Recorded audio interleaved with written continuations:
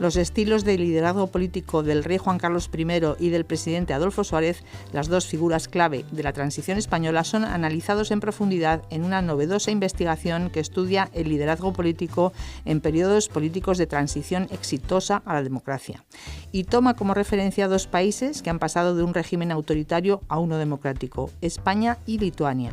Un trabajo que nos presenta para Sin Distancias José Francisco Morales, catedrático de Psicología Social de la UNED.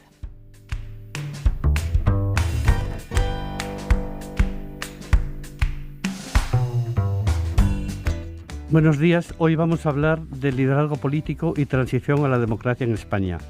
Tenemos con nosotros a dos expertos, el profesor Florentino Moreno Martín y la profesora Neringa Calpocaite, ambos de la Universidad Complutense de Madrid. Buenos días a los dos. Buenos días. La transición a la democracia es uno de los asuntos más interesantes del proceso político y sobre este punto creo que apenas habrá dudas en nuestro país, especialmente en el momento actual. Pues bien, el estilo del liderazgo político de los dirigentes de un Estado influye en buena medida en el éxito o el fracaso de este proceso de transición política. Hay que tener en cuenta que la transición política se produce en un contexto de indeterminación e incertidumbre. Probablemente debido a ello, la formación política y la personalidad del líder influyen en la evolución de la situación en mucho mayor medida que en los periodos más estables. Según parece, esto fue precisamente lo que ocurrió en el caso de la transición política en España en el tercio final del siglo XX, que es lo que vamos a ver en este programa. Neringa Calpocaite y Florentino Moreno Martín han analizado esta cuestión detenidamente y con gran profundidad en el caso de los dos líderes políticos que jugaron en aquel momento un papel más determinante y que fueron el presidente Adolfo Suárez y el rey Juan Carlos I. Pero vamos a comenzar con una breve presentación de nuestros dos invitados.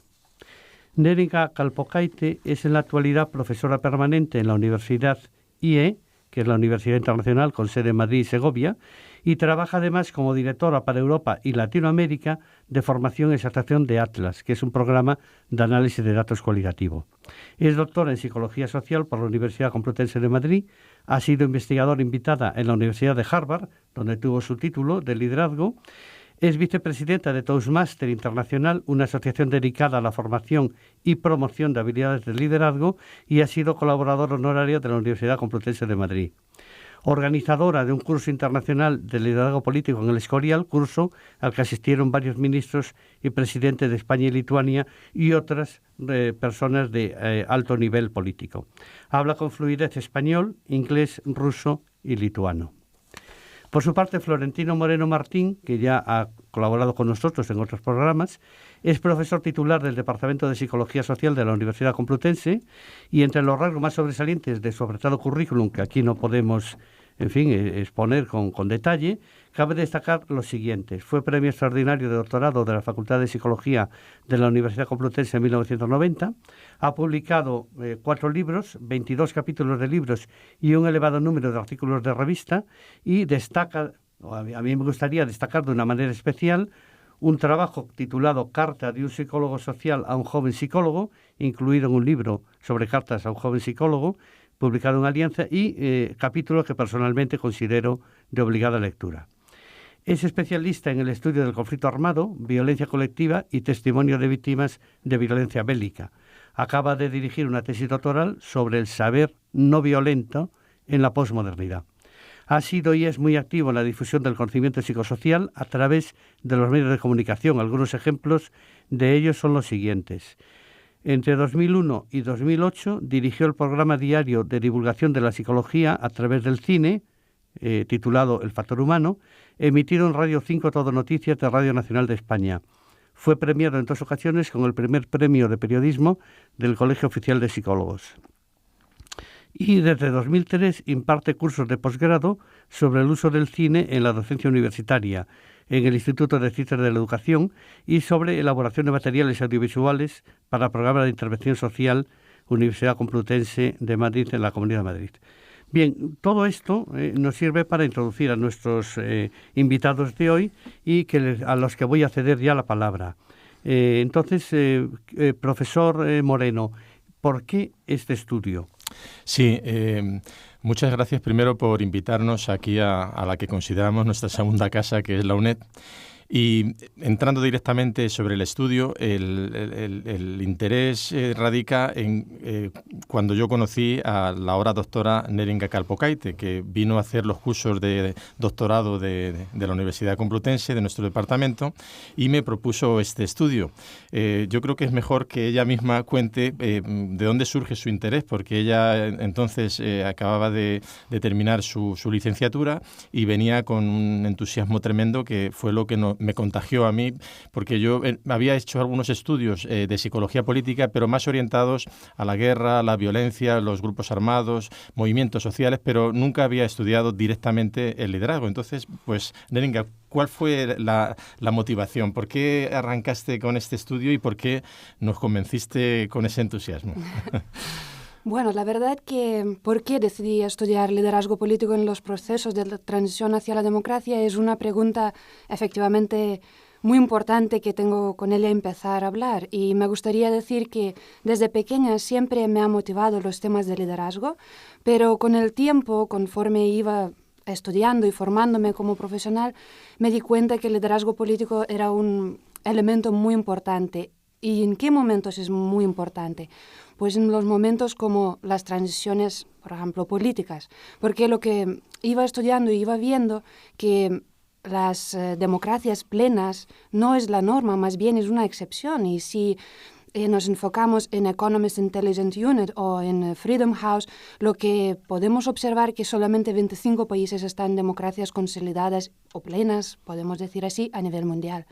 Entonces, allí es donde empecé a cuestionar qué sucede, por qué tenemos tan reducido número de países democráticos a nivel mundial.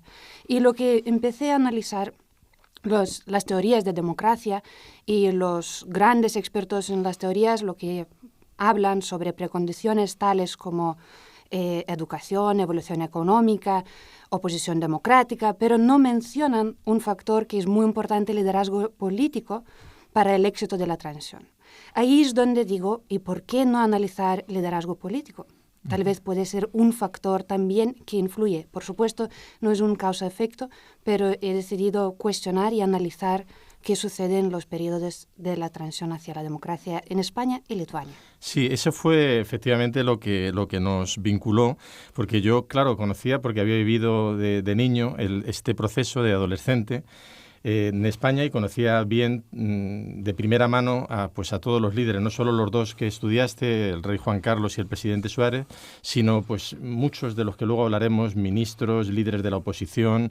Tenía una memoria personal muy directa de aquella transición y muy pegada a lo que es, yo creo que todos los españoles que nacimos en torno a los años 60, ¿no? Pero esos líderes sí los conocía bien, pero a mí me sorprendió mucho los líderes que no conocía, que son los líderes lituanos.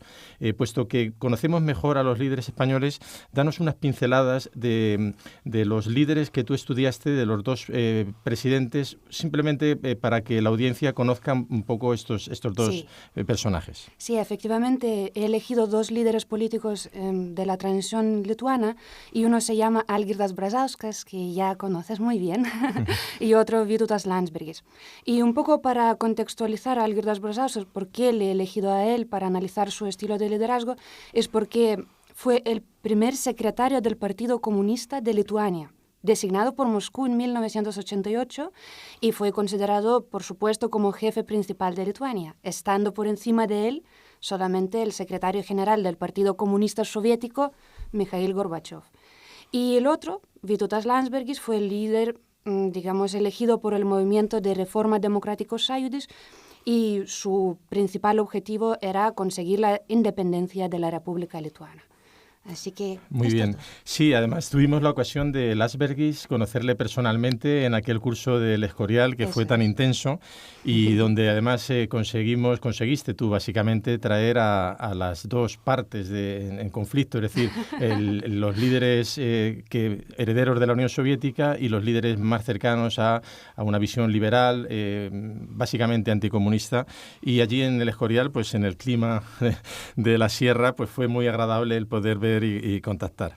Yo quería preguntarte, Neringa, y que explicaras a la audiencia cómo estudiaste este liderazgo. Aunque son dos procesos diferentes, lo que tú me comentaste nada más empezar la tesis y lo que empezamos a estudiar desde el punto de vista histórico es que aunque eran dos procesos distintos, porque en España se pasaba de una dictadura, digamos, tradicionalmente de derechas o fascista a una democracia abierta, en Lituania se pasaba, no solamente era un proceso de transición política, sino también de transición nacional, porque era una independencia de la Unión Soviética y eran procesos que, aunque eran diferentes, había el vínculo de que se pasaba de un régimen donde no había elecciones, donde no era democrático, a uno plenamente democrático. Entonces, ¿por qué? Bueno, ya he explicado por qué, pero ¿cómo estudiaste este liderazgo de los cuatro líderes, de Juan Carlos, Suárez, Landsbergis y Brazauskas? ¿En qué te fijaste? ¿Cuáles eran los elementos más relevantes? Bueno, en primer lugar, me gustaría matizar que la investigación que hemos realizado no es un estudio histórico. Por eso no era de ninguna manera objetivo de comparar la historia de ambos países, pero sí que lo que quería analizar las características psicosociales de esos líderes. Entonces, por supuesto, recuerdo muchísimas y largas noches hasta amanecer leyendo la bibliografía en castellano y en inglés para conocer el tema del liderazgo en profundidad, y después de varios meses, para no decir años de trabajo, lo que me he dado cuenta es que hay 4 elementos claves en el liderazgo. Y esos elementos empiezan por visión, por ejemplo. El primer elemento que me gustaría destacar, y lo que me he dado cuenta que la visión es fundamental para poder pasar de un régimen autoritario hacia democrático. ¿Por qué? Porque la transición es peculiar en el sentido que los líderes políticos tienen que modificar la visión anticipando el futuro de manera sutil para que no choque en gran medida con la trayectoria de varias décadas. Y sabemos que en caso español 40 años, en caso lituano más de 50. Entonces yo tenía muy claro que era fundamental analizar cómo los líderes políticos modifican, anticipan y presentan una visión muy asentada de forma novedosa, con suficiente habilidad a la comunidad política y gobierno. Es decir, que habría bastante de persuasión, ¿no? En la idea de presentar esa visión tienen que tener un gran poder persuasivo, ¿verdad? Por supuesto que sí, supuesto que sí. Y por supuesto, por otro lado, hay que destacar que tener una visión clara y tener capacidades de persuasión, también tenemos que hablar sobre toma de decisiones, porque no es suficiente tener visión clara. Y en este caso, por ejemplo, lo que me parecía muy importante ver cómo los líderes políticos toman las decisiones en situaciones tensas, porque la toma de decisiones son fundamentales, porque de hecho dependen las vías que se pueden seguir. Solo por ejemplificar, Algirdas Brazauskas tomó una decisión fundamental para nuestro país en 1988, separarse del Partido Comunista Soviético y crear un Partido Comunista Lituano. Para nuestra historia fue fundamental, de la misma manera como Adolfo Suárez decidió legalizar el Partido Comunista. En los dos casos con una gran resistencia interna, ¿no? Fue tal vez lo que podríamos comparar. Y en estas tomas de decisiones me imagino que habría mucha tensión, negociaciones y demás. Ese era uno de los elementos clave para tu investigación, ¿verdad? Efectivamente, el tercer elemento era la negociación. Y el cuarto, el poder. Porque para poder, digamos, tener capacidad de movilizar la comunidad política, lo que me he dado cuenta es que era muy importante manejar ciertos recursos de poder y así estimular que el grupo siga. Así que, resumiendo, básicamente me he enfocado en la visión de los líderes políticos, en la toma de decisiones, los estilos de toma de decisiones, el poder de los líderes políticos y, por último, pero no por eso menos importante, las estrategias de negociación.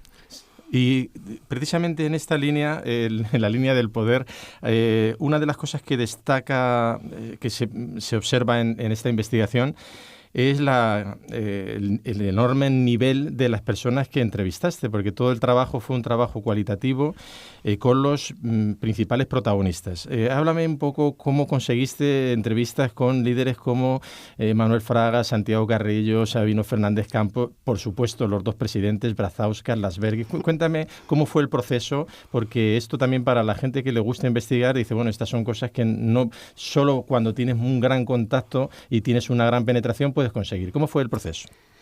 Bueno, esa es una cuestión muy interesante y la verdad lo recuerdo como con dolor, pero al mismo tiempo con gran motivación, porque hace años, cuando efectivamente decidí que quería analizar estas 4 grandes dimensiones, me pregunté a mí misma, digo, pero ¿quién sabe más cómo se negociaron? ¿Quién sabe más cómo se tomaron las decisiones esenciales? Y por supuesto tenía la respuesta obvia, que nadie sabe mejor que las mismas personas que han negociado o que han tomado las decisiones. Entonces, no sé si por juventud o por entusiasmo, digo, ¿y por qué no hablo con ellos? Y claro, yo recuerdo que en aquel entonces algunas personas me han intentado decir, tal vez mejor tú estudia las biografías y ya está. Pero no, tenía claro. Pero no su director, ¿verdad? Su director no le dijo eso. Prefiero no mencionar. Entonces, claro, digo, no, lo voy a hacer. Y efectivamente no he tenido ningún contacto en Lituania, menos en España.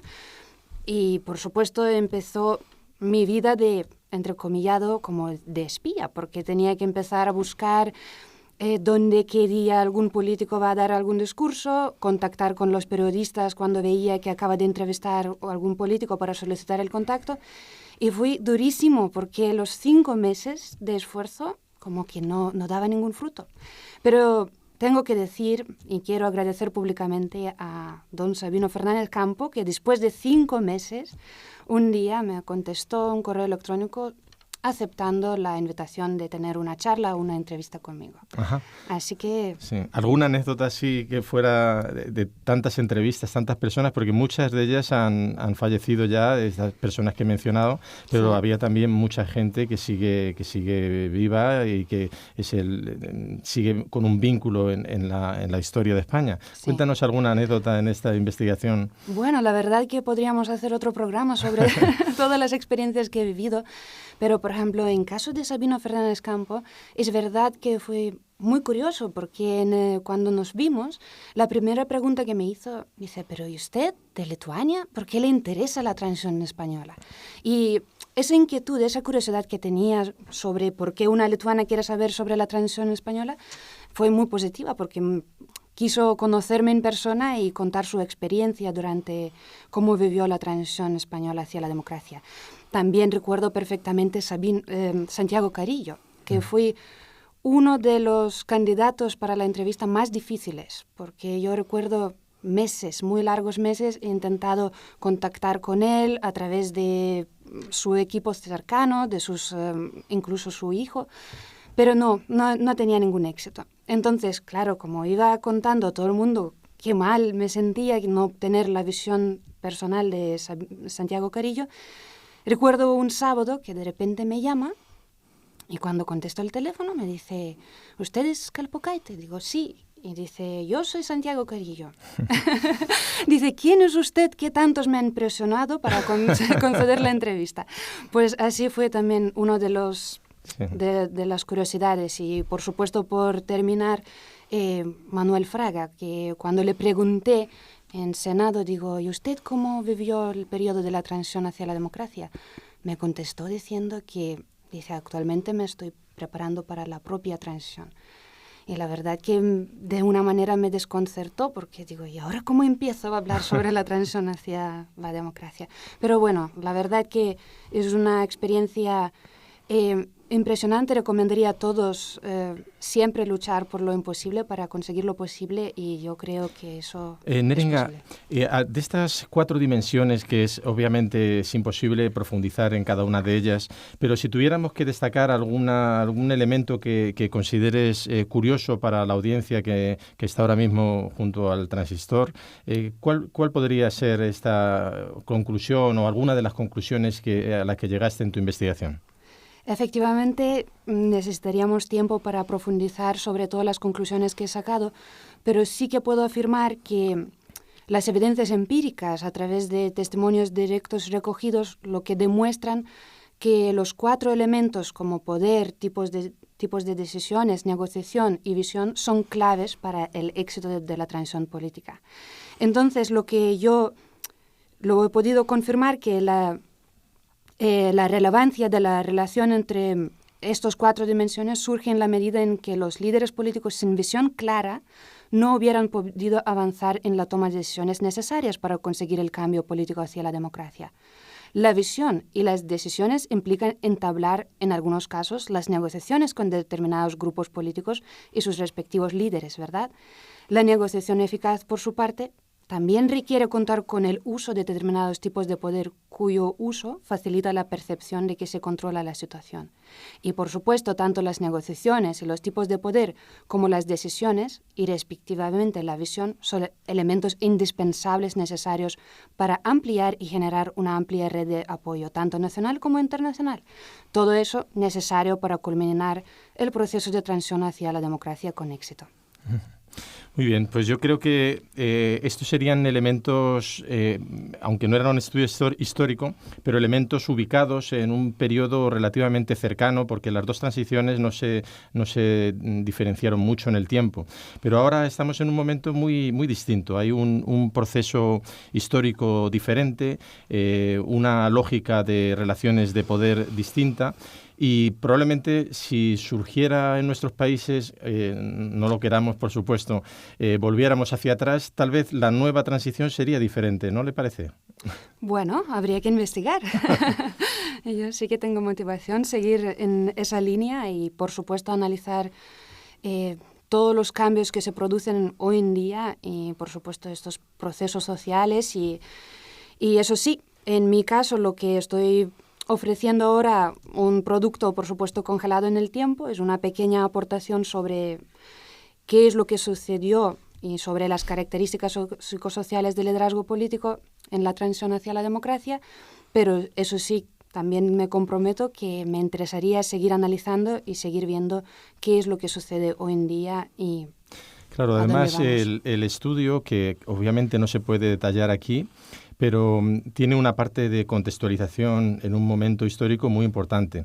Y en tu estudio, Neringa, a mí me gustó mucho la diferenciación que haces de los estilos de liderazgo de los años 20, 30, que son las teorías del gran hombre, las teorías vinculadas a la personalidad de un individuo que arrastra masas, cómo se fue modificando después de la Segunda Guerra Mundial en un nuevo tipo de liderazgo que en los años 70 y 80 pues dio lugar a líderes de otro estilo, que no, aunque tenían una fuerte personalidad, por decirlo en un término genérico, pero ya no estaban tan vinculados a características personales, no había una adhesión directa al líder como podían suceder en los casos de la Revolución Rusa o del nazismo, etcétera. Ahora estamos en un tercer momento, probablemente, en este periodo del siglo que va desde los años 20 a los 20 del siglo XXI, y hay nuevas formas de liderazgo que además interesan mucho, yo creo, que a la opinión pública. Salvando todas las distancias, pues se habla constantemente de los líderes emergentes, de los dos nuevos partidos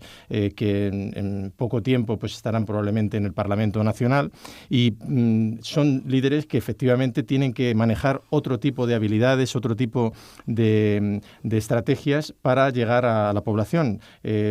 Probablemente estas cuatro grandes líneas que has estudiado, la visión, la capacidad para tomar decisiones, su habilidad para negociar y el manejo que tienen del mucho o poco poder, probablemente les pueda servir a ellos para situarse en la lógica política actual de nuestra democracia. No sé, el profesor Morales. Creo, ya para ir terminando este interesantísimo programa, que yo realmente escuchaba fascinado a mis dos interlocutores aquí, quería yo resaltar para los oyentes, sobre todo, algo que me parece realmente impresionante, ¿no?, en esta tesis, y es vincular, que a nadie se le hubiera ocurrido nunca, vincular el liderazgo político, que precisamente es algo que produce cambio, con la transición política. Es uno de los cambios más importantes que hay, ¿no? Y entonces yo creo que esa intuición de partida de la tesis es genial, ¿no? Uh-huh. Genial en el sentido de que es un paso adelante en los estudios de liderazgo, y ya no me atrevería casi a decir, porque no soy especialista de la ciencia política, pero con cierta cautela diría eso también, ¿no?, que realmente es un paso adelante importante. Y luego la forma, cómo lo ha llevado a cabo Neringa con la dirección de del profesor Moreno, pues ha sido también espectacular. ¿En qué sentido? En el sentido de que ha ido desde una cosa que es muy genérica, pero que es el cambio político, son cosas pues casi muy abstractas, ¿no? Cosas muy abstractas, el liderazgo político también muy abstracto, pero todo eso lo haya concretado en variables psicológicas que se pueden manejar conceptualmente y que se pueden convertir en algo empírico, ¿no? Entonces, ese paso desde el gran bosque, ese gran bosque ahí donde hay de todo, el liderazgo político, transición a la democracia, etcétera, vincular eso con variables psicológicas, de esas que a los psicólogos pues nos llaman, ¿no? Porque son lo que nosotros manejamos. Ser capaz de hacer ese paso me parece que es algo genial. Entonces yo lo que, en fin, le diría, me atrevería a pedirle a Neringa que no tire la toalla y que no considere esto como una estación término, sino solo como una estación de paso hacia logros más importantes. Sí. Y ya para acabar solo quería pediros a los dos que por favor nos digáis a los oyentes, les digáis dónde pueden ampliar pues estos conceptos tan interesantes y dónde podrían, digamos, encontrar más material para aquellos que seguramente les interesará y que les aprovechará muchísimo una lectura más amplia, ¿no? Sí, bueno, muchas gracias por sus palabras. Me gustaría decir que si quisiera leer el documento completo de casi 500 páginas, simplemente al escribir en Google Neringa Kalpokaite, tesis doctoral, liderazgo político y transición hacia la democracia, automáticamente podrá descargar el PDF que está a su disponibilidad. También se encuentra en la Facultad de la Complutense, en la Facultad de Psicología Universidad Complutense de Madrid. Básicamente, allí podría ver el documento completo. Muy bien. Yo también quería, para terminar, profesor Morales, plantear que efectivamente para mí ha sido un orgullo dirigir esta investigación, esta tesis doctoral de Neringa Kalpokaite, pero precisamente no solo por la buena orientación que traía ella y por su capacidad, sino porque toca un punto que hemos hablado en otras ocasiones, de ver una aplicabilidad directa de nuestro trabajo como universitarios a cuestiones reales. Entonces, pues por ejemplo, ahora hay un debate interesantísimo sobre las nuevas formas de liderazgo, también los movimientos sociales se plantean el descabezar los movimientos para que no sean cooptados por el sistema que pretenden combatir. Entonces hay un gran interés en la sociedad en estas formas. Si nosotros como universitarios somos capaces de objetivar y de profundizar en estos procesos, podemos contribuir, yo creo, a hacer de la sociedad pues los procesos sociales, yo creo que más interesantes y analizarlos con más profundidad, a mi juicio. De acuerdo, pues nada, muchas gracias por vuestro trabajo y vuestra generosidad. Gracias a vosotros. Muchísimas gracias.